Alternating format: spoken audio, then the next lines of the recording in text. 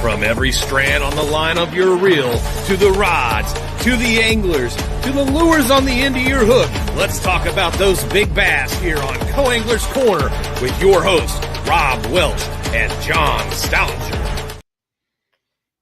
Good evening, everyone. This is John. I'm John. How y'all are? Cajun Rob here. Yep, and we have two special guests this evening.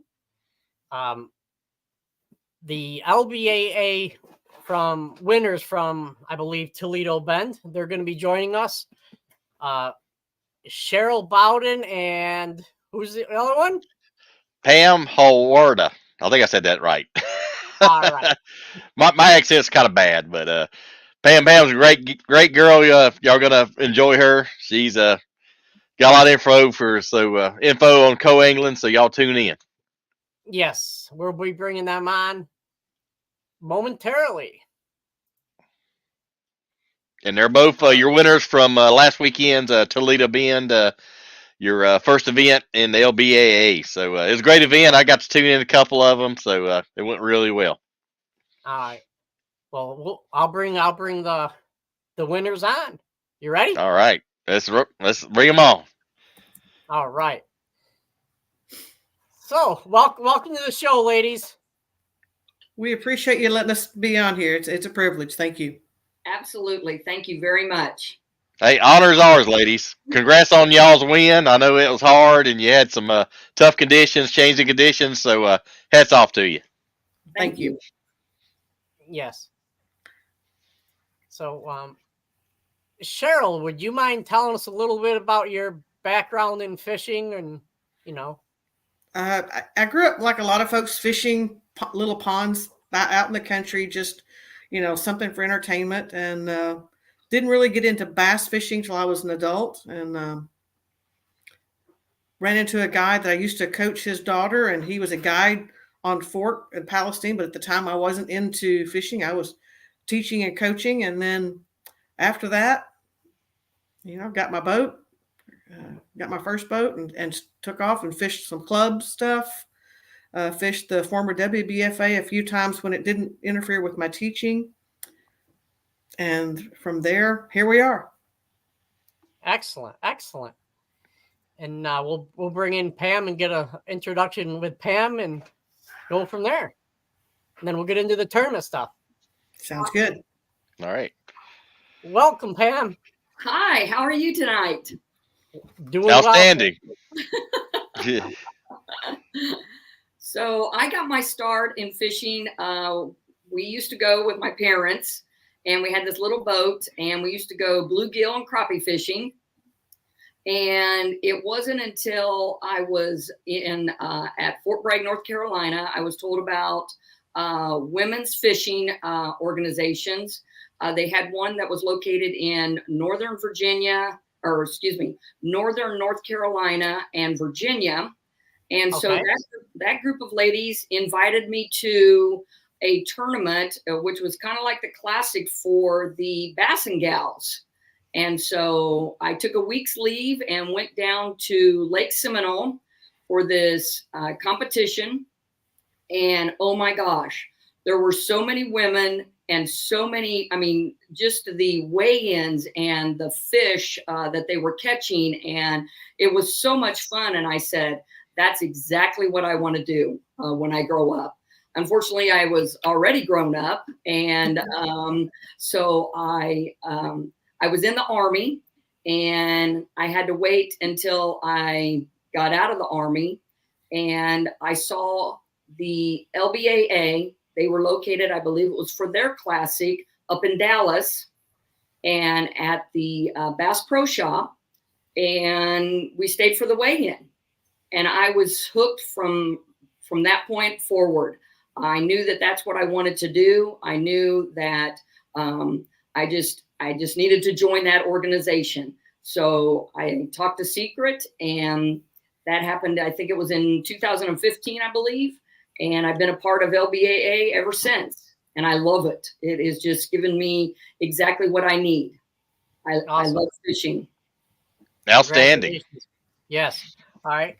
So what we're going to do is we're going to go back and forth talking about day ones with both anglers. And we'll bring Cheryl on, and she can talk a little bit about her day one, and then we'll jump back to Pam about her day one. Just try to keep it in a timeline. That's all right? Yes, absolutely. Good. All right. So I was paired with Debbie Doyle from Oakdale, Louisiana on day one. Debbie had been out of fishing for quite a while. So, we got to our first spot. She was still rigging her poles and stuff up, but she was just tickled to death to be out on the water. She had her limit, even with taking 30 minutes after I started fishing, she had her limit by 8 o'clock in the morning. Oh, wow. I mean, she was a vacuum cleaner behind me. I was throwing the Sandtone Lures swim jig. Yep. Which you see here. That's maybe a little bit better shot. With this little white and chartreuse, a little bit of blue on the skirt, and a little dipper trailer. I was also throwing this Owner Flashy Swimmer with the skinny dipper on it by Reaction Innovations, 1/4 ounce. And then I threw a little bit of the popping frog. I had more success with the hollow body frog during practice. Just a couple of blow-ups. Also countering that with the Gambler Green Pumpkin Ace bait. And then on occasion throwing in a little bit of a Zoom Super Fluke with a chartreuse tail. Both the Ace and the Fluke were weightless. Now, every now and then I would put a nail weight in the Fluke. And I had a limit by 10:30. So, it wasn't a big limit, but I had a limit. I culled a couple of times, but it was just culling by ounces. But I knew there were fish there. I'd seen them in practice. I literally stayed in one pocket the entire day. We started at the mouth of it, and we came back around and fished almost all the way up to the front by the end of the day. And I ended up with 10.11 for the first day's weight, 5 fish, but they weren't, like I say, they weren't big. I did use a white speed crawl Texas rig, 1/4 ounce weight, to target a few of the bed fish because they were just starting to move on to beds. They weren't big. Obviously, if what I was catching were 2 pounds, I think my big fish, if I was lucky, it might have been 3 pounds, and so forth. So, that was kind of the first day, a little bit overcast, really didn't have any rain. But Debbie Doyle behind me, she schooled me on a few things, and I took note on that to be able to use those on day 2. Yeah. Nothing wrong with that. All right. So thank you for that. Now, was there anything special you want to talk about that day one? Did you do anything special as far as, except for the nail weight, maybe? Not really. It was, it was weightless. I needed a little bit of wind. And by the time we got back to the back of the pocket, there was this one point that I'd had a heyday on during practice. It was a day that it stormed. So I couldn't go anywhere because it was storming so bad. And at one point, even sitting on that point, I had to just put everything down and sit down and turn all the electronics off because of the lightning and stuff. I was too far away to be running. And, but with the wind and the rain on top of that point, I knew that could be a really key spot, and so forth. I probably caught, of course, anytime a front's coming in, fish are going to feed up. As that was blowing in, and I just on that one point, because I couldn't go anywhere, I probably caught 8 fish. Just had my Raptors down and didn't move, was casting all around that point. I was in relatively shallow water at that point and fishing all the thick hydrilla. Pulling it through the grass. So the swim jigs, I wasn't really very fast, just a nice, very slow reel, ticking it through the grass. And typically, as soon as it would pull through the grass by reeling the handle, not by pulling it, then they would hit it. And it just got heavy. Same thing with the Flashy Swimmer, just that little bit of flash. Excellent. And James Minold says, good stuff. Headed to Toledo in a couple of weeks. It's going to be big time because the fish are definitely, when we talk about day 2, it'll give you an idea of what you're looking forward to. All right. So with that, we'll bring in Pam and let her talk to us a little bit about catching fish from the back of the boat. Well, on day 1, I fished with Dana Lee Lofton from Arkansas, and we fished in a cove that had a bunch of grass and hydrilla, and my bait of choice was the Yum 5-inch Yum Dinger, and in green pumpkin red, or excuse me, watermelon red. And I fished between that, and then every once in a while I would change off and use a brush hog. But I had a 3/8 ounce weight on that. Switch sometimes to a 1/4 ounce weight, and just to let it drop a little bit slower. But I caught my first fish at approximately, we left the dock at 6:30, got to our first pocket, and I probably had my first fish at 7 o'clock. Unfortunately, it was like 13 3/4 inches long. And so I just kept, throwing it out there, like Cheryl had said, and you kind of just pull it through the grass, and they were biting it. But again, it was the smaller fish. And it probably wasn't until about 10 o'clock when I finally caught my first keeper. And then around 11 o'clock, I caught my second keeper. We had moved to one of the sea walls, and we were catching fish. But again, there was a lot of them that were 13.5 inches, 13 3/4 inches. And, you were just hoping that, they were going to get a little bit bigger the longer that you fished. But I ended up catching that day, on the first day, 4.34 pounds. And that put me in 9th place after the first weigh-in on the first day. So. Oh, nice. That's a good job. Good job. Yeah. Thank you.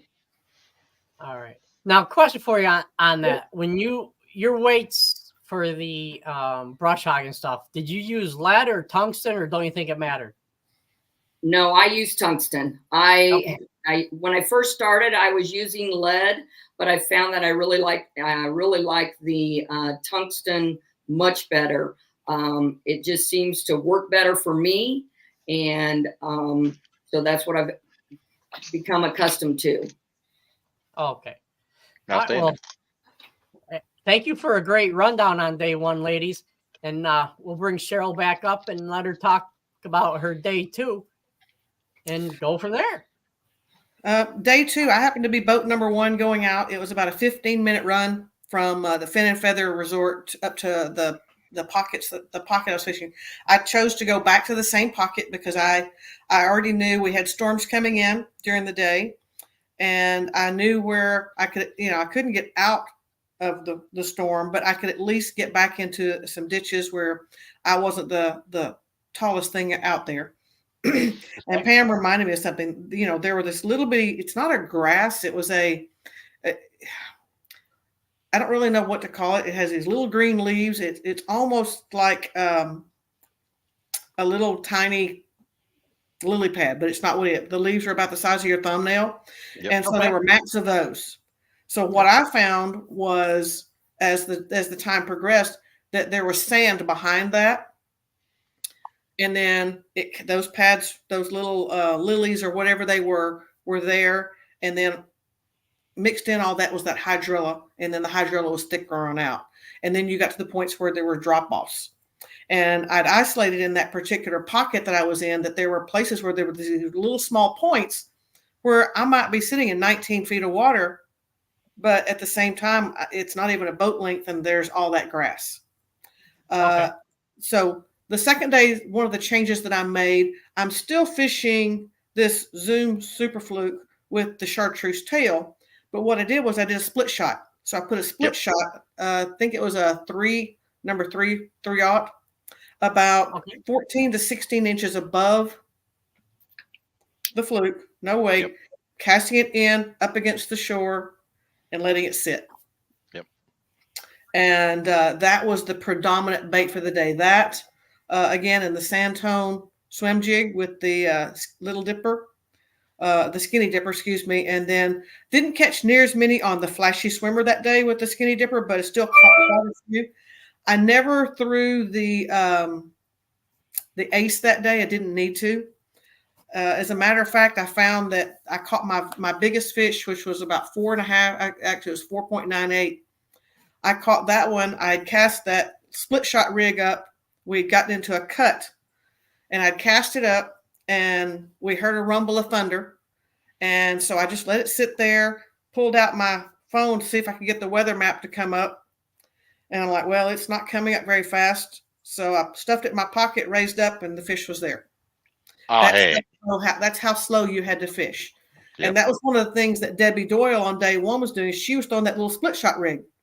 She was throwing it with lizards and you name it, centipedes, anything. She was throwing it and she was catching fish. She was also catching on a red jerkbait. Red and black rogue jerkbait, the orange ones, the red and orange ones. Yep. And that was the one box that I got left at home, so I didn't have one of those. I did go buy a rogue. I just didn't like the color or the way it looked in the water. Couldn't find the one I wanted. Yep. But the split shot Carolina rig was the biggest thing that day. I did catch some fish on beds, and I was using the Johnny Morris Carbon Light, the Platinum series, medium heavy with the Platinum reel. I only had 12-pound line on it, and I had a quarter ounce tungsten weight. I typically use a lot lighter line than most people do. The only rod that I had out that had any heavier line it was my frog rod, which had 50-pound fins braid on it. Everything else was light, but that's just normally the way I do it. I was using the Carbon Light 2.0 rods and reels, 7-foot medium heavy with 12-pound, 10 to 12-pound fluorocarbon, XPS fluorocarbon is what I had weighted on this little baby here. And again, it was slow. You had to fish slow. And fortunately, we got back to that little point that I was telling you guys about just about the time the storms hit. And we worked it. You know, the rain started coming in. We were sitting on that point. I had my Raptors down, and you know, there were just sheets of rain coming through. You know, you'd cast and you'd duck your head. And so that's when I was throwing the Flashy Swimmer, and that's when I was throwing the Sandtone swim jig, and so forth. And we were catching them like crazy. Then it clears out and it washes all the pollen. The pollen was like it was just painted on top of the water. One of the things that I learned as a trick to kind of see under that is I have an Ulterra trolling motor, so I could electronically raise the trolling motor up, put it on like 1 or 2 to where it was just at the surface, turn it on, and it would just blow the pollen away. So I could see any bedding fish that I might want to target because it wasn't stirring up all of it. It didn't last long, but it still helped. Sure. So it was really cool. But on the I guess you could call it on the west side of that point, I noticed a really nice bedding fish. And I thought, can I get it? So my co-angler, I'd given her one of my baits because she was struggling. She had only had one fish by that point. And I only had 2 of these left. So I gave her one, and she was casting out with a little light rig as well. And then I caught that one on a bed. And so by this point, I'm culling, instead of culling by ounces, I'm culling by a pound or 2. So I now, with that bedding fish, my smallest fish is 3.5 pounds. That's in the bottom. Wow. And so we move on back. She's starting to cull out at that time. And then I go on back in the pocket, and there's a really big one. And I'm like, okay, if I can get this one in, because I knew that Nikki Jo Hatton had 19.5 or something like that on day one, and she's a stick. Oh yeah. Linda Gessner is always, she's always tough. And a frog bites hers, and she's the frog queen. She'll fish a frog in snow if she has to. If she can find a way to get fish to bite it. So I knew that those two were going to be really, really tough. And, then you had Heather Broom from North Carolina. Any of those ladies could just pop up at any time. And then Julia Darbone, she's a local. She won the Toledo Bend the last time that we were here. So, I knew I had some tough things to going, and I knew that I had somewhere, because of the scales that I was using, I had somewhere in the neighborhood of 18 pounds, 16 to 18 pounds. And then I got back to that big one, and I anchored down, got a good angle. And one of the things that was key on all of the trips, because it was kind of froggy as far as the weather goes, is I invested in a pair of Costa amber lens sunglasses. Yep. So that I could see in low light. And I was easily able to see those fish on beds with these versus my normal Costas because of the amber lenses. So I highly recommend that. It's not perfect because it was so foggy a couple of times running down the lake that, even with them on, you couldn't see anything. Yeah. The fog was just that bad.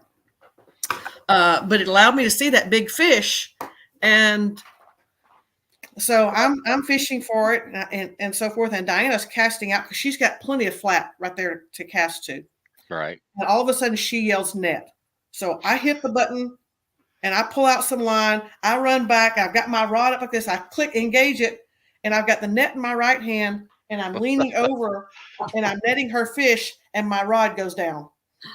Oh. And it's the buck bass. Oh. I didn't know it, but he had taken it. He was swimming all the way around back towards the main part of the lake. Get him in, and she's got her fish working. He's not going to help me because I need more than a 3.5 pound fish. And so I get my my lure fixed, and I've still got him in my hand. I've still got a culling. So just before I flip my line out, so I'm still legal, I put him in the water and I flip my line out. It's hitting the water about the same time he is. Right. And that female, she starts turning on it. 2 flips in, she hits it. I set the hook. And I made one of those horrible, horrible mistakes that I had not checked my line, and I broke her off. Oh. There she is swimming around. I can see my bait in her mouth, and she's just swimming all over the place, flaring. And I'm like, holy cow, But I'm like, well, I'm not going to get her for a little while. So we went on back looking for some other fish. I cast up where I saw a big one swirl and got hung. And I'm using my carbon light at this time with my little fluke. Go to pull it loose. It snaps my rod. Oh. And I'm like, okay, I can do this. So I really, really quickly, I get that bait tied on another rod and we start to go back. And then I look up at the pine trees and I'm like, it's going to be really, really rough out on the main lake. And I have to troll for a good 50 yards to get in deep enough water to even use my big motor.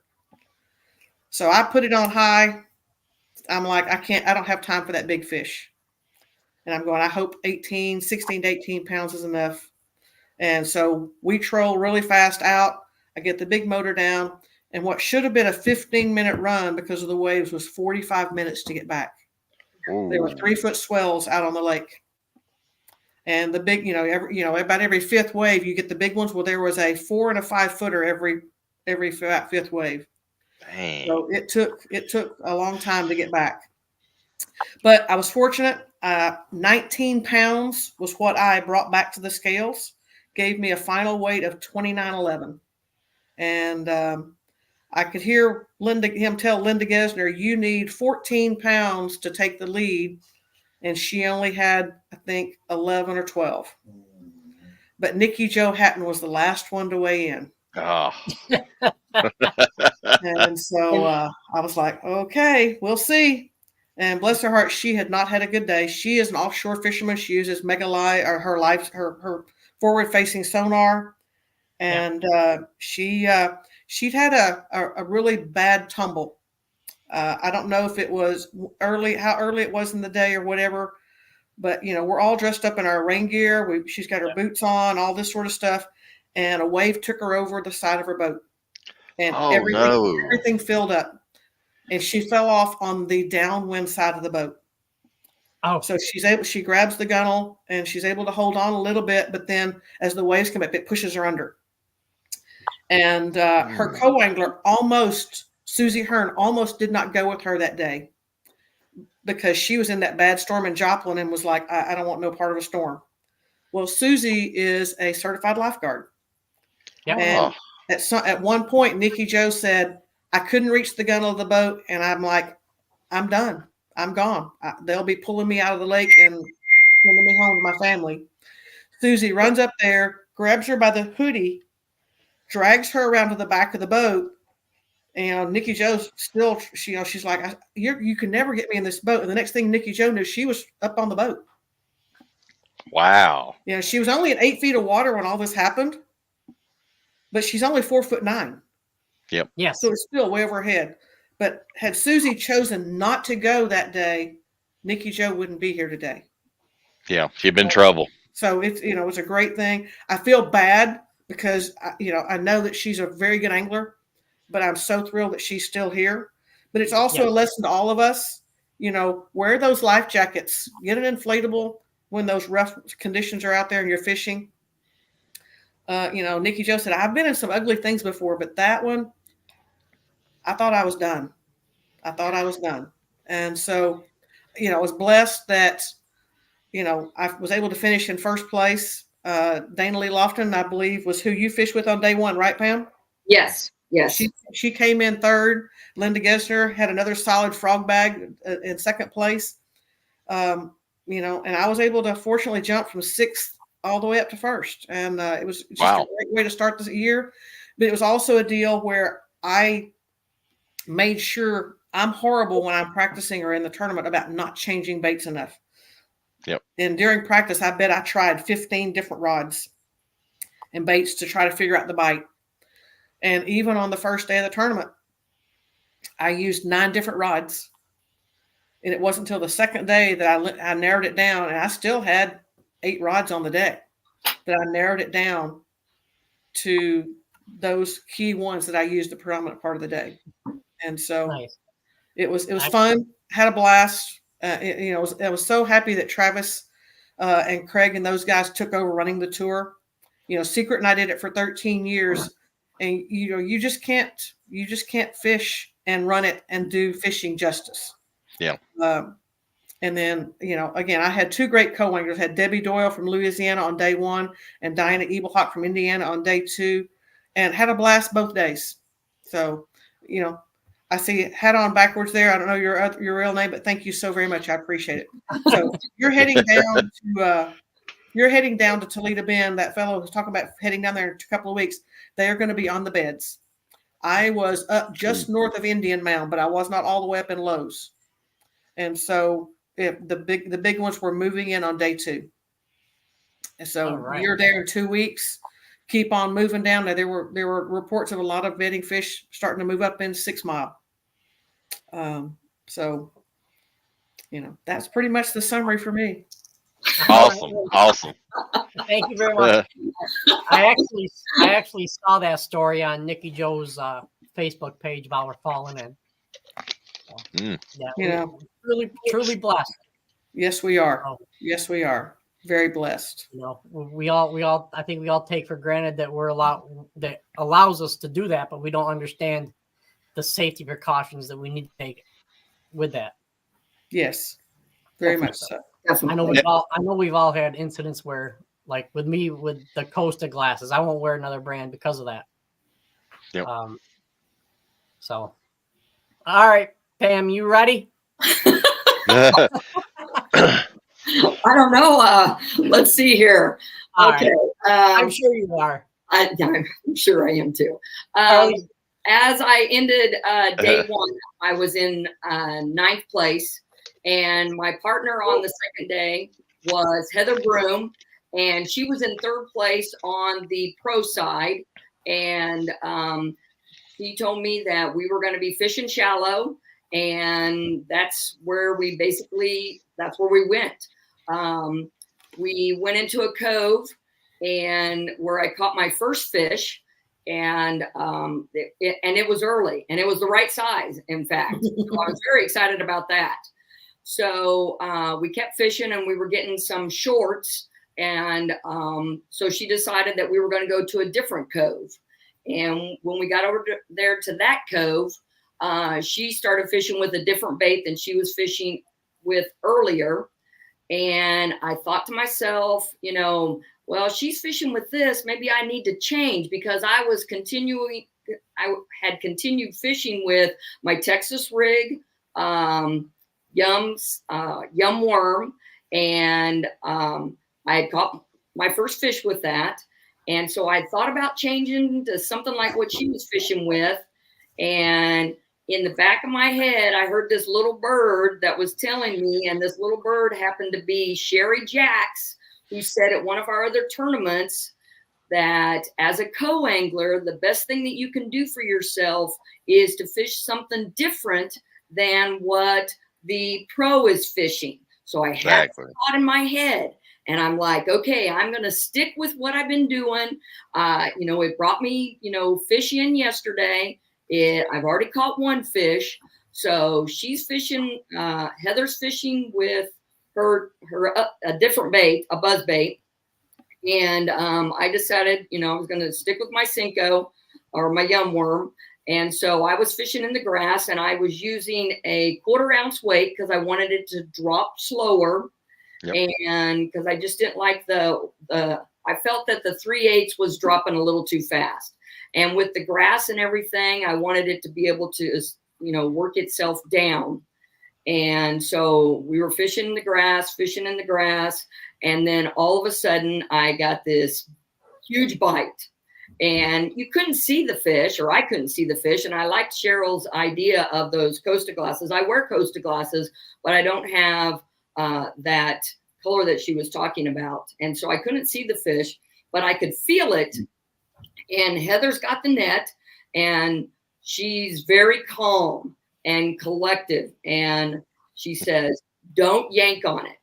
Don't just reel it in nice and easy, because it had taken my line and it had taken it down into all that grass. And it was so matted down there that to work it up, I mean, if you yanked on it too hard in reeling it, I probably would lose the fish.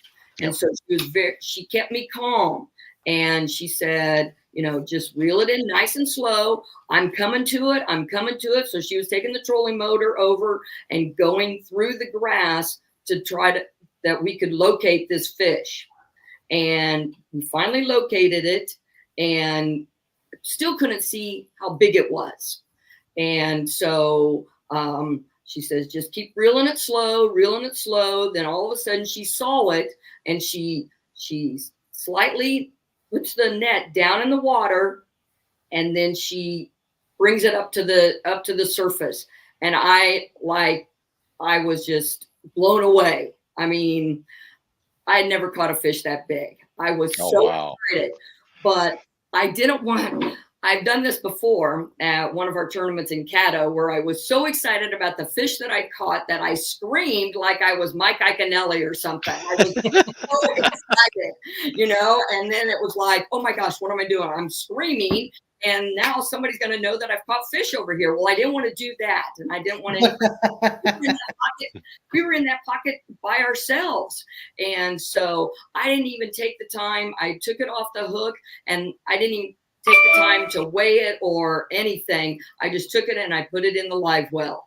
And so then we kept fishing, and I caught my third fish. I believe it was around, trying to think here. I think it was around noon. And then lo and behold, I'm starting to catch these bigger fish, and I got to cull 2 times, which I had never done before. And so I had, I caught this big fish that I still didn't know the weight of, and I had culled 2 times, and I was like, wow, what a day. Now, my thought always is to get to the stage. That's always been my thought. I want to catch one fish and get to the stage. And I would be happy with that. I just didn't want to zero. And so this time when I went to the stage, I was like, okay, I got my limit. I'm excited. I got a big fish. I don't know how much it is. I don't expect it to, you know, to, I guess, get me up at where I needed to be in the top 3. And so I go up onto the stage, and I told Travis, I have a big fish that I want to weigh. And so he weighs my fish, all 3 of my fish, and my weight ended up being 9.70 pounds.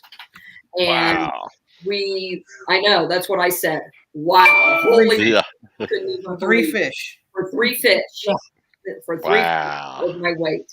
And then we weighed my big fish, and it was 5.86 pounds. And that was my personal best. And I was so excited. I was just so overjoyed had tears coming down my eyes. It just, I don't know how to explain it. I was just so thrilled. And so he said, well, that just puts you in first place. And I'm like, oh my gosh, first place. I hadn't even thought about that. And then with this big fish. And so he was telling me, well, right now you have big fish. And he says, what do you think about all that? And I had no words for that because I'd never been in that position before. Yep. So there had been a lot that had happened while I was out there fishing with Heather and bringing in the fish and weighing them and everything. So then Susie Hearn, she was the last fisherman or co-angler to come in. And she came in with a huge fish. And I can't remember how much it was, but it was big. It was 6 pounds something. And which then she ended up winning the big fish for the tournament. And I was so happy for her because of all the things that she had been through. And I just wanted her, I guess I was happy for her. Oh yeah, definitely. She had gotten that.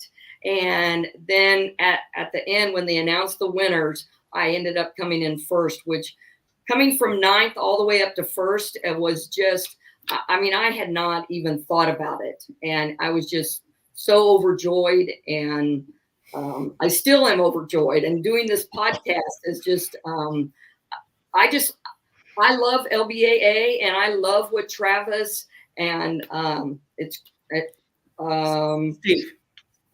Steve. Yep. And Craig. And Craig. And what they have done, I mean, Cheryl and Secret, to be able to join LBAA and to have this opportunity to, go to different lakes and fish with different pros and just to see the country, and then for them to get it and take it to where it was at Toledo Bend. I mean, it's just, I'm very fortunate to be a part of LBAA, and I love fishing with these ladies.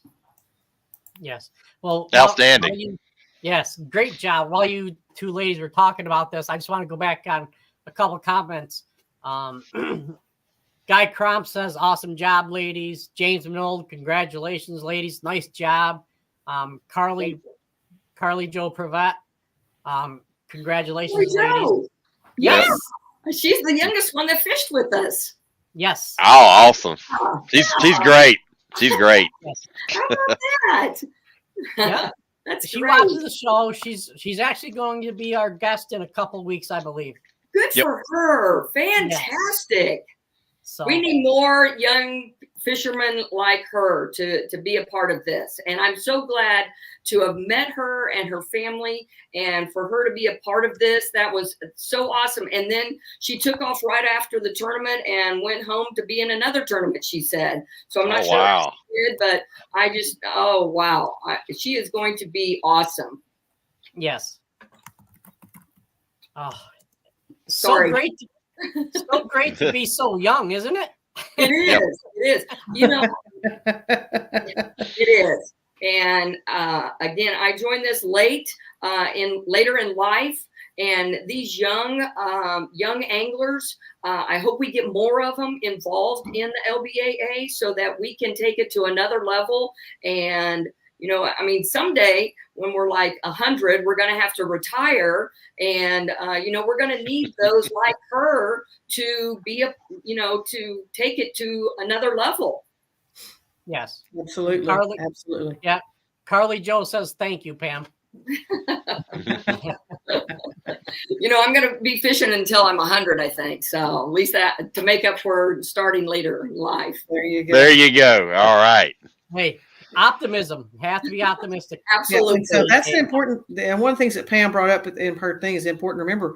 It's really challenging for our co-anglers because they can only bring in 3 fish. Yes. This is a 3 fish limit. And so, to make that big a jump, Pam, that was outstanding. Thanks, Cheryl. It caught your personal best in a tournament and be able to go on stage and have that. That's a great moment right there. Yes. I'm telling you, it was more than I had ever expected. And so I was very fortunate. And we were just in the right place at the right time. And so, the skills that I have learned over these last 10 years, I mean, there's so many people out there that have taught me how to fish different ways, different methods, to be open to new things, to have confidence in myself, and when I'm out there in choosing what, to stick with something, to believe in that something. One of my first trips that I remember was at Kentucky Lake with Cheryl. I had just joined LBAA, and she took me out to teach me, things about being a part of LBAA, things to look for, things to know, because I had never done that. And, to have that all, to see where I was and to see where I have grown to over these last 10 years, I have a lot more to learn, but a lot of people have helped me to get where I'm at. Absolutely. Absolutely. Yeah. Julianne Darbone says, congratulations, ladies. Well deserved. Thank you, Julia. Yeah. Can't say anything more about that. It's well, I want to thank a couple people though, if you don't mind. No, go right ahead. What's that? Go right ahead. Well, Martha doesn't fish with us anymore. She used to fish with us, and I think she retired from the LBAA. But her and her husband took me under their wing when I was at kind of a low point in my fishing skills and in my confidence level and everything. And I'm a runner, and I was running on the treadmill, and I do a lot of thinking when I'm on the treadmill. And lo and behold, I see that Martha called me, and she said, hey, when we get to, I think our next tournament at that time was in Alabama. And she says, you're going to practice with us at Logan Martin. And I said, okay, sounds good. Well, somehow they must have figured out that I possibly, I wasn't doing that well. I wasn't confident in my skills, and they proceeded to boost my confidence and give me some pointers. And I've had a lot of people that have helped me, but I really wanted to thank Martha and Dawn for what they've done for me, and calling me and making sure I'm doing okay and that I don't get down on myself if I have a bad tournament. So that's another thing about the LBAA. It's a very caring family of anglers and spouses that they look out for you. Excellent. All right. Well, we're going to bring Cheryl back on, and we're at the point of the show where we like to let you guys take over and talk about your sponsors and stuff like that. So we'll continue with Cheryl. Okay. Yeah, I am blessed. Right. Thank you, Cott, for your congratulations and so forth. It's folks who have commented. It's greatly appreciated. I'm blessed. I'm sponsored by Cabela's Bass Pro and, of course, the Costa sunglasses. Revital Outdoors is an item that I got through Cabela's Bass Pro. I don't do a lot with them, but they're still one of my sponsors. Santone Lures, Kathy and those guys, they make an amazing swim jig. It's used a lot on Rayburn, but they hooked me up with everything that I could ever imagine and need. Great products. They actually, for a while, they're in my hometown. One of the guys that was part of the company at the time, his dad was one of my principals when I was going to school and growing up. And then, of course, Gambler Lures, Finn's Braid, an outstanding braid. If you need a braided line, Finn's is one you need to look at. It is one that you can get a wind knot in it and pop it out, and it's not going to weaken your line. Okay. It's just pretty amazing. Kick and Bass attractants, rod armors, and of course, East Penn Deca batteries, and then of course, Tommy and the guys over there at Rockwall Marine. If I need stuff done to my boat, I mean, I use the guys at Cabela's as well, but Tommy was the one that when I was getting started, it's hard to find folks who they understand tournament anglers and will be able to get you in. But, we have this understanding that if I have to have my boat worked on to get ready for a tournament, he'll get it in there and get it done. But if I don't need it for an emergency, he can put other people in front of me. Even if I'm in line to have my boat, it's going to be 6 weeks before it's ready. He knows that, I would love to have my boat back, but because he does me that favor, I do the same thing for him. But if you need to get folks done, get it done. And they do a tremendous job. So I'm blessed. That's an awesome relationship and respect that you two have for each other. Yeah, they do phenomenal work. Yeah, you hear so many times that I need my boat done because I can go into a tournament. Well, we're 4 weeks out. Well, this guy, he may not need his boat for 4 weeks. Can you? But a lot of times they won't. A lot of times they won't even make a phone call. Say, hey, do you mind if, do you need your boat today or tomorrow? I got someone who's in emergency.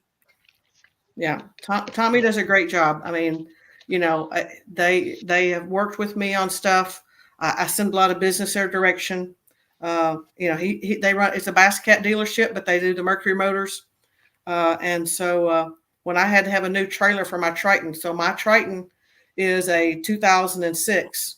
I repowered it with a Mercury motor in 2019, and those guys installed it. And then I was having some issues with my trailer, so Tommy went in. He had a custom trailer made for me at Marine Masters out in Tennessee, and had it delivered, had everything set up for me, so that all I had to do was go to the lake and put my boat on it, and it has worked like a charm. I mean, they do outstanding work. Customer service is definitely something that they're big on. Can't beat that. No, you can't. And nothing is getting cheaper. No, it's not. No. And when you could throw excellent customer service in, that kind of helps the heart a little bit when you see that price tag. Yes. So, all right. Well, thank you, Cheryl. Appreciate you being on, and good luck the rest of the season. Thank you. Looking forward to it. And all right. We'll bring Pam on and let her talk a little bit about her sponsors and stuff like that, and we'll come back and answer any questions anyone else has, if you don't mind. Absolutely. All right. Well, I don't have as many sponsors as what Cheryl does. I'm learning the process in which to get sponsors, but I have a local Central Texas Tight Lines premium fishing tackle here that are gentlemen that I used to fish with in a club when I first started. And then they bought out Tight Lines tackle. And now they run a Tuesday night tournament on Stillhouse here. And the last tournament that they had 45 boats for this local tournament. And so it's a tournament that I participate in. And they are great guys.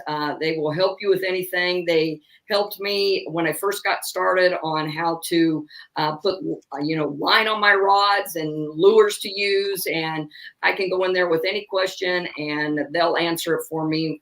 And I'm so thankful for them. They're both veterans, so it's a veteran-owned business. And I just like, they support me in such a great way, and I like supporting them, giving back to the community.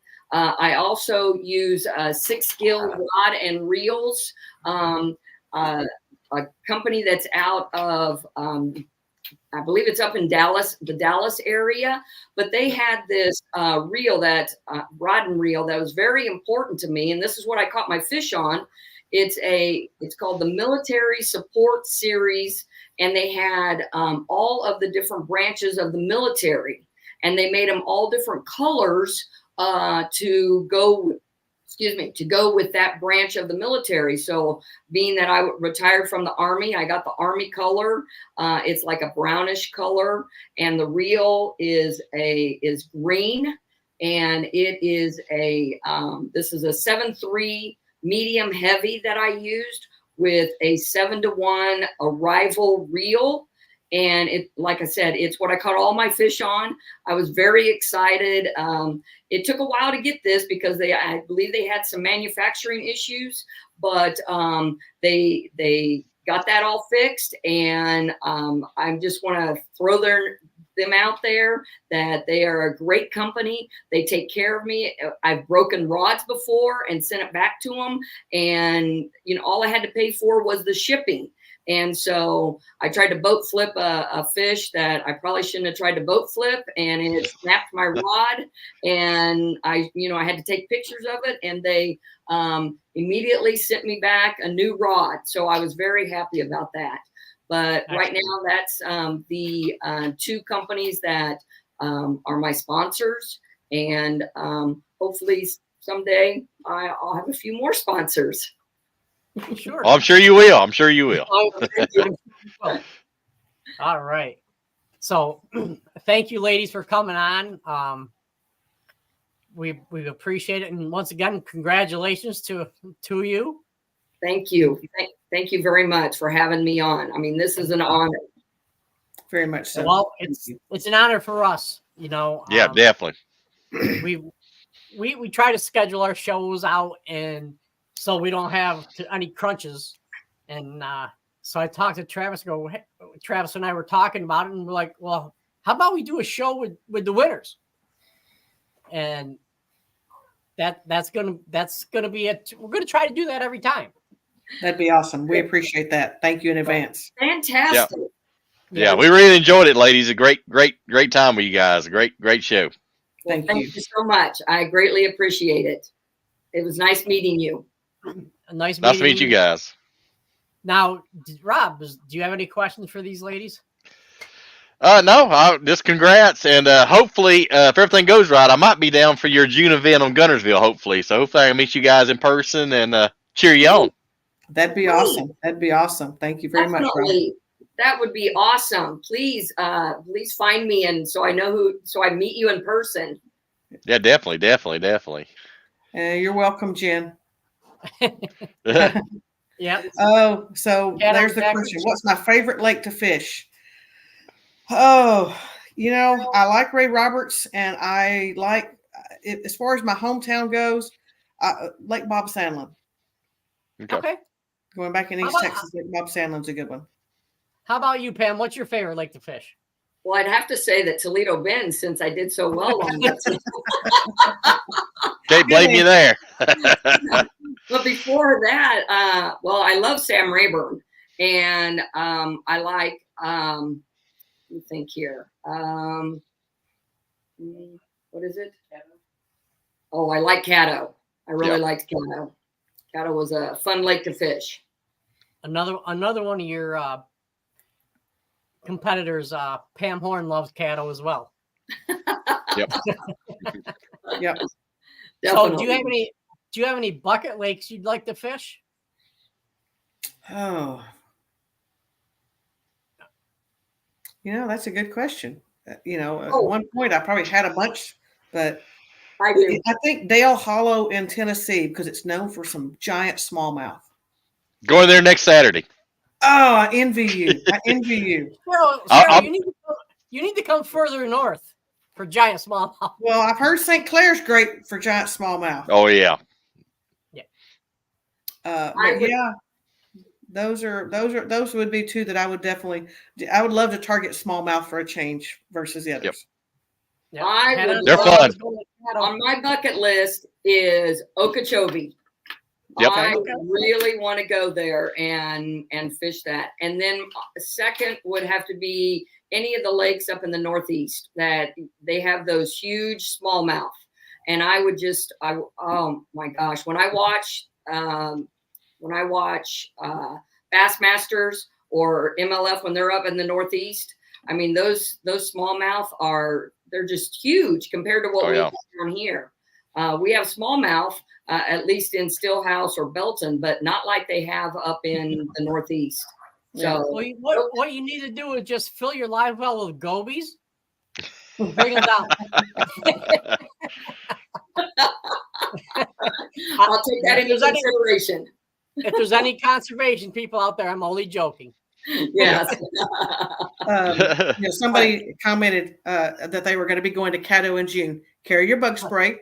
The gnats will be crazy. So a face guard, something to cover your face with your glasses. The hydrilla will be thick and matted. And so frog bite can be absolutely astounding at that time. It'll be fun. Hey Cheryl, don't be jealous, but FLW trophy I got right up there. If I get my fingers right, that was off that was Del Hollow, 2017. Oh man, never been there. I've heard about it, but I've never been there. It's really a nice lake. It's really nice. Cheryl, that's when they gave an award for the smallest fish weighed in. Hey, now Vicky's Threadworks does give the LBAA. There's an award that she gives $50 in each division for the smallest bass weighed in. Oh, hey, that's pretty cool. So, I mean, you think about it. I mean, sometimes you got to have some reason for some people to get excited. Yep. And while I want to win, I don't mind $50 because $50 is $50. That's right. Absolutely. Yeah, you have a tough day. I mean, that's something you look forward to. Oh, absolutely.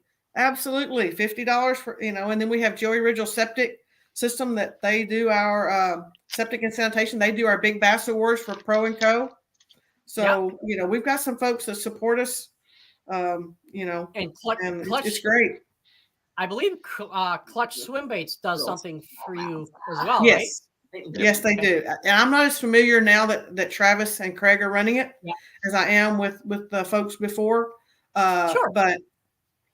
But yeah, I do remember Clutch being a sponsor.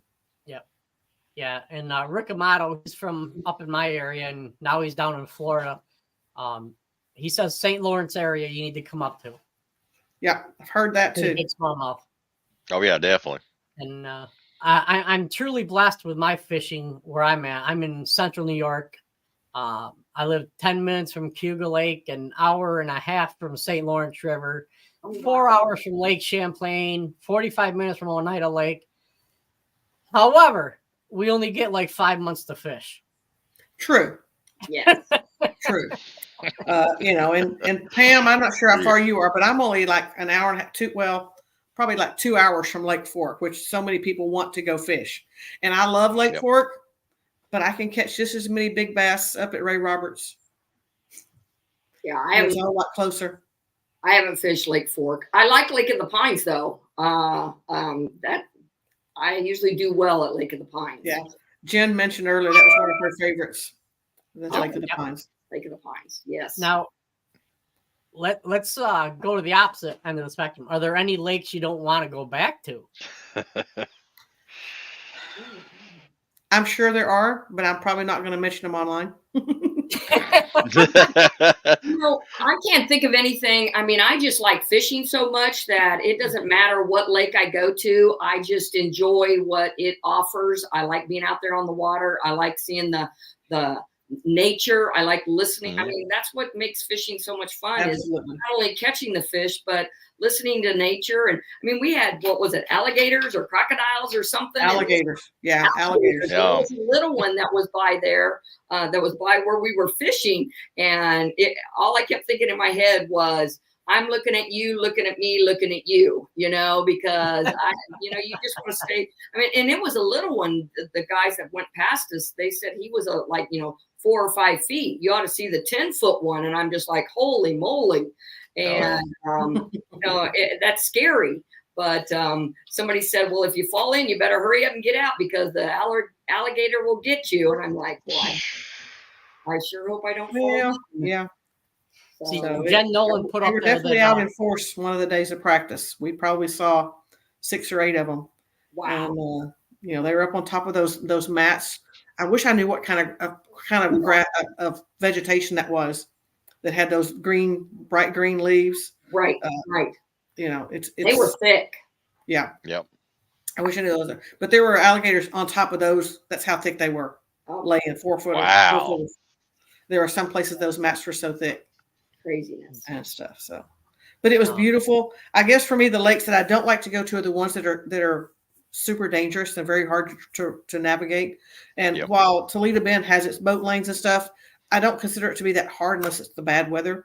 But there are some lakes that are pretty wide open, but they're just really, really tough as far as the boater conditions are concerned.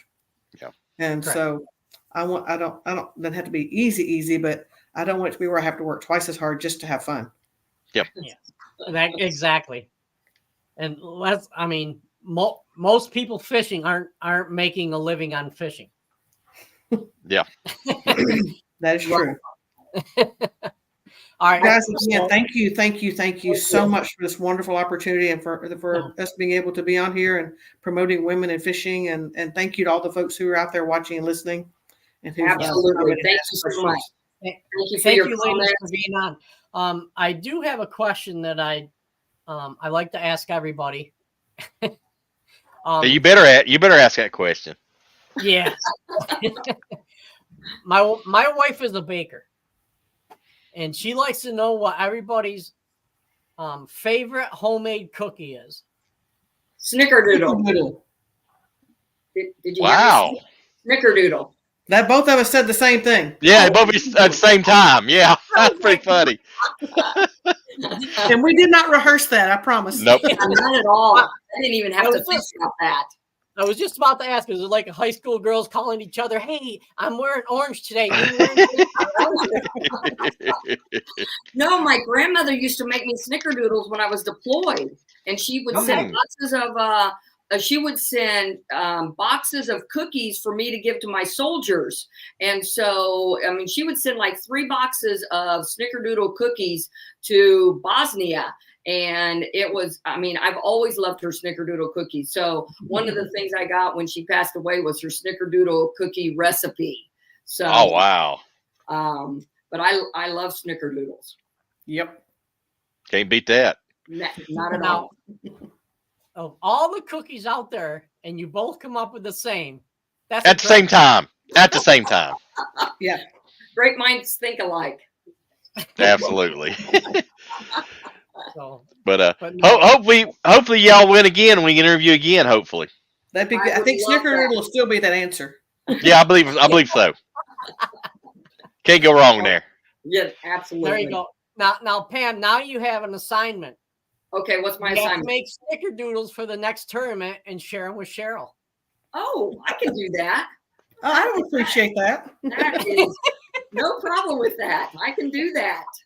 Because it's what, in 3 weeks, I think it is? Yeah, something like that. I got to get busy on my homework. Yep. Yeah. Yes, you do. All right. And I believe, Pam, weren't you a former or retired teacher? Yes, retired military and then retired teacher. Yes. So Cheryl, Pam put her foot down and says, you need to do your homework. Well, let's go back now. I'm a retired educator of 36 years. Yeah, she's longer than I was. Oh, wow. I forgot about that. I forgot. I apologize. Yeah, 36 years. Yeah. And I'm sure Pam has heard this before. I stand corrected. Yep. Yes, I would. Yeah, she could tell me what I need to do. Well, believe it or not, ladies, we're a little over an hour into this. Oh my gosh! I tell you, it goes quick. It goes quick. It's fun. It is fun. It was fun. Thank you very much, gentlemen. And we'll definitely we'll get in touch after the show within the next couple of days and try to send something up so you can each have your own limelight. Yeah. If anybody's got kiddos going to be in the Fort Worth area on March 23rd, there's a kid fish at Cabela's on the 23rd and the 24th. I'm going to be doing the 23rd, I believe. Yes, I'm going to be at Cabela's from 11 to 3, Cabela's Fort Worth on March 23rd. And then there'll be another person, another pro staffer there on the 24th. So 2 days of kid fish there at Cabela's in Fort Worth. And it's free.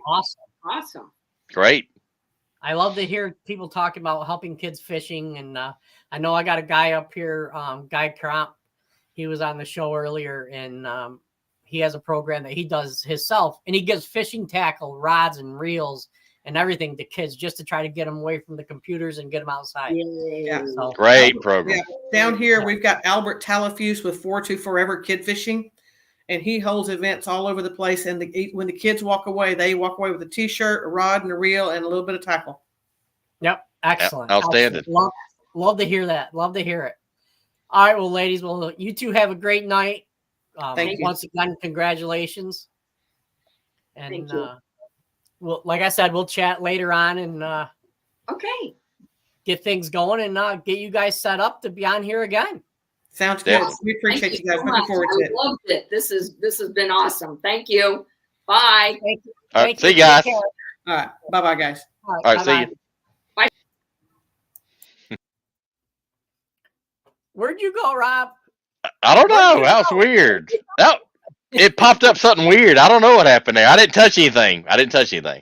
No, I know what happened when I moved one of the ladies off. It moved. Oh. It slid you over. So. Oh, okay. I got you. We good. Oh yes.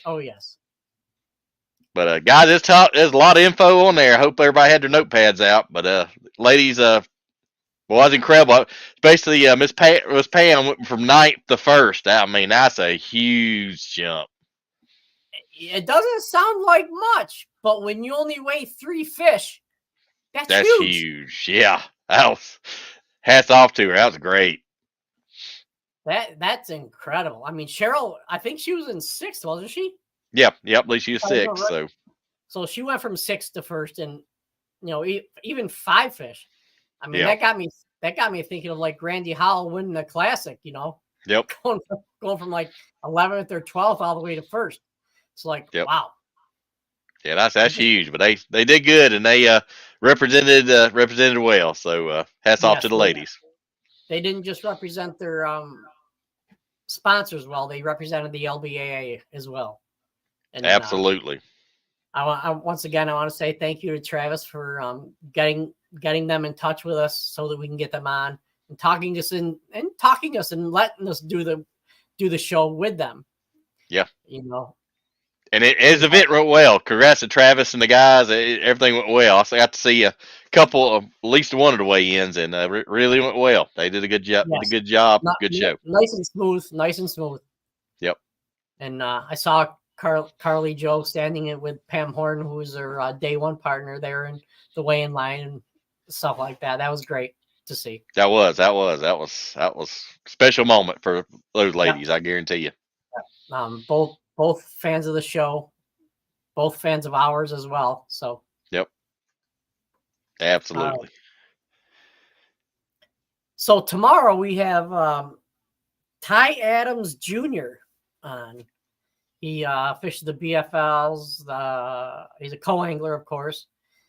Fished the BFLs, FLW, or not FL, MLF series events. I believe he fished the Bass Opens. Has a huge online following. I followed him for quite a while, so I'm really looking forward to it. I followed him for quite a while, and he has a entertaining podcast for sure. So he does. So get the pen and paper out, and don't be afraid to ask questions because he's ready for them. Yep, definitely. We're going to take notes from him on how to do podcast. I've already got a couple notes. I got questions. Yep. Oh yeah. So, but he's the man. He's the man. Yes, he is for sure. All right, folks. Well, everybody, thank you very much for tuning in. Appreciate it. Once again, appreciate the LBA and all they're doing to promote women in fishing. Anything else you got, sir? No, just appreciate everybody tuning in and liking and subscribing. We're growing, and we really appreciate you guys. Words can't say enough how much we appreciate you guys. Just you guys rock. Yes, sir. Thank you very much, everyone.